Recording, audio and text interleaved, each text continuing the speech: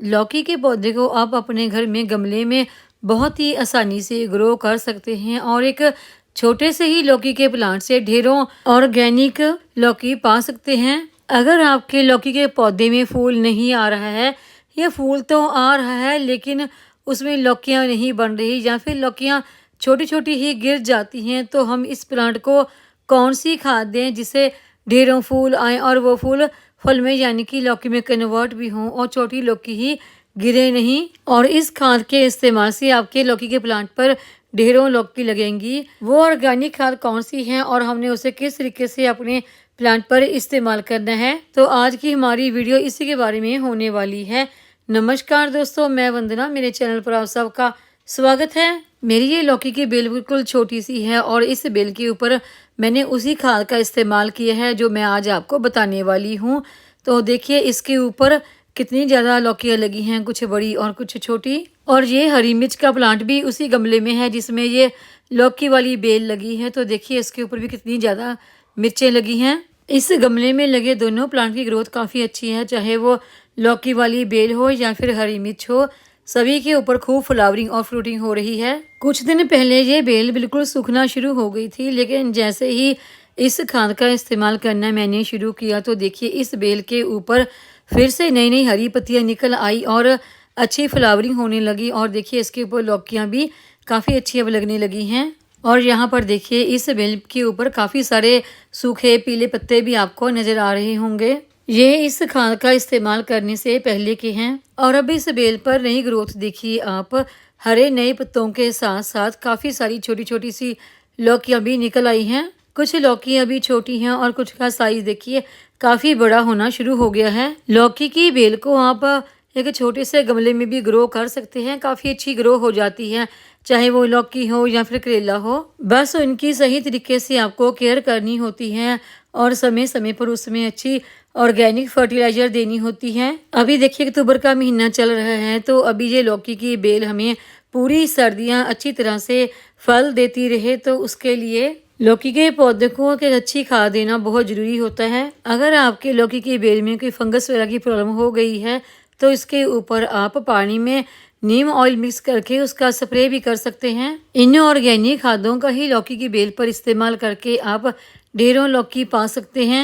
लौकी की बेल से ज़्यादा लौकी लेने के लिए आप इसके ऊपर 3G कटिंग भी कर सकते हैं। लौकी की बेल को आप वहाँ पर रखिए जहाँ पर इसे डायरेक्ट सनलाइट मिलती हो, तभी इसके ऊपर ज़्यादा से ज़्यादा लौकी आएंगी। और समय समय पर आप लौकी के गमले की मिट्टी की गुड़ाई ज़रूर करते रहें ताकि रूट तक एयर और धूप दोनों पहुंचती रहें और बेल को फंगस ना लगे। अगर आपने अभी तक अपने गार्डन में लौकी की बेल नहीं लगाई है तो इस महीने में भी आप लौकी ग्रो कर सकते हैं और ये फिर आपको पूरी सर्दियां अच्छी लौकियां मिलेंगी। लौकी की बेल को चढ़ाने के लिए आप कोई ना कोई सपोर्ट जरूर दें, क्योंकि ये बेल रूपी सब्जी होती है तो इसे चढ़ने के लिए कुछ ना कुछ जरूर चाहिए होता है। चाहे आप कोई ऊपर नेट वगैरह लगा लें या किसी और चीज़ के ऊपर चढ़ा लें। तो यहाँ पर देखिए मेरे गार्डन में ना कुछ प्लांट थे जो सूख चुके थे, मैंने उन्हीं के ऊपर से बेल को चढ़ाया है। बेल वाली सब्जियों के लिए आप क्रीपर नेट का भी इस्तेमाल कर सकते हैं। आप अपनी बेल वाली सब्जियां चाहे वो लौकी हो, तरई हो, करेला हो या फिर टमाटर हो, जितने भी आपके सर्दियों वाली सब्जियां हैं, चाहे गोभी हो, ब्रोकली हो, सभी के ऊपर आप इस ऑर्गेनिक फर्टिलाइजर का इस्तेमाल कर सकते हैं और सभी के ऊपर आपको अच्छे इसके रिजल्ट मिलते हैं। पूरी सर्दी आपको भर भर के से सब्जियां मिलेंगी। इस ऑर्गेनिक खाद को हमने किस तरीके से तैयार करना है और वो खाद कौन सी है, तो चलिए अब मैं आपको बताती हूँ। इस खाद का अपने पौधों पर इस्तेमाल आपने दोपहर के समय नहीं करना है, आप इसका इस्तेमाल सुबह या शाम के समय ही करें। मैं अक्सर शाम के समय ही अपने पौधों पर फर्टिलाइजर का इस्तेमाल करती हूँ। और अगला पॉइंट है कि इस खाद का इस्तेमाल अपने पौधों पर जब गमले की मिट्टी बहुत ज़्यादा गीली हो तब नहीं करना है।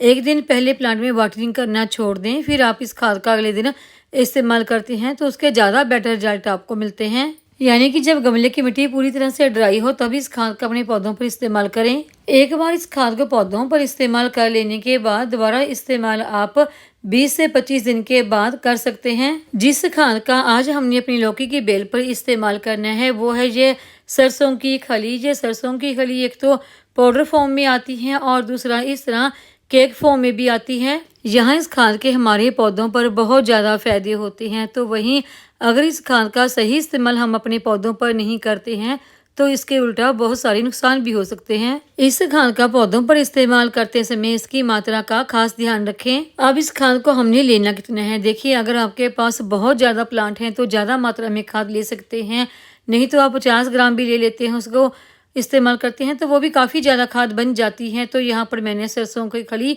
50 ग्राम के आसपास ली है। इस खाद को तैयार करते समय आप इस खाद में 1 लीटर के आसपास पानी मिक्स कर दें, तो बाद में हम इस खाद को पानी में डाइल्यूट करके ही इस्तेमाल करेंगे। खाद में पानी डाल लेने के बाद आप इस खाद को ढक्कन लगा के 2 से 3 दिन के लिए किसी छांव वाली जगह पर रख दें, ताकि खाद पानी में अच्छी तरह से मिक्स हो जाए। उसके बाद ही हम इसे पानी में डाइल्यूट करके इस्तेमाल करेंगे। खाद को पानी में मिक्स करके तैयार होने के लिए रखे हुए 3 दिन हो चुके हैं, तो अभी हम देख लेते हैं कि खाद तैयार है या नहीं। खाद देखिए पानी में अच्छी तरह से मिक्स हो चुकी है। थोड़ा सा हम इसे इस तरह से हिला लेंगे, अगर कुछ खाद नीचे की तरफ बैठ गई होगी तो वो पानी में अच्छी तरह से मिक्स हो जाएगी।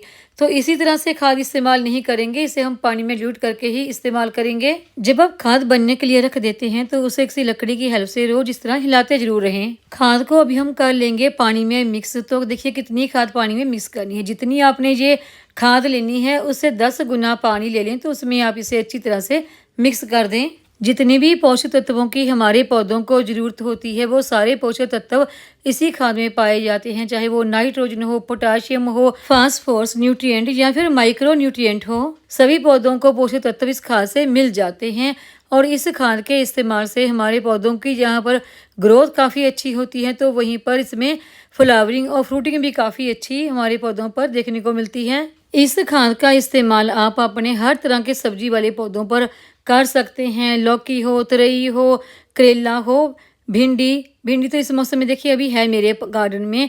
करेला हो, टमाटर हो या फिर गोभी, ब्रोकली, मटर सभी पर इस्तेमाल कर सकते हैं। अब इस खाद की मात्रा की बात करेंगे, कितनी अपने पौधों पर इस्तेमाल करनी है। देखिए अगर आपका पॉट बड़ा है तो इस खाद का इस्तेमाल आप 100 से 150 ml तक कर सकते हैं। अगर प्लांट छोटा है तो आप 50 से 100 ml तक इस खाद का अपने पौधों पर इस्तेमाल कर सकते हैं। इस खाद के पौधों पर इस्तेमाल करने के बाद आप देखेंगे कि आपकी लौकी की बेल्स पर ढेरों फूल आएंगे और लौकी लगेंगी। इस खाद का इस्तेमाल आप अपने पौधों पर ज़्यादा से ज़्यादा फूल, फल, सब्जियां पाने के लिए ज़रूर करें। हर 20 से 25 दिन के बाद आप अपने पौधों पर इस खाद को दोबारा भी रिपीट कर सकते हैं। तो उम्मीद है आपको ये आज की जानकारी की वीडियो पसंद आई होगी। वीडियो पसंद आई हो तो वीडियो को लाइक, सब्सक्राइब, शेयर और कमेंट जरूर करें। बेल आइकॉन को दबाएं ताकि मेरी आने वाली हर नई वीडियो का नोटिफिकेशन आपको मिलता रहे।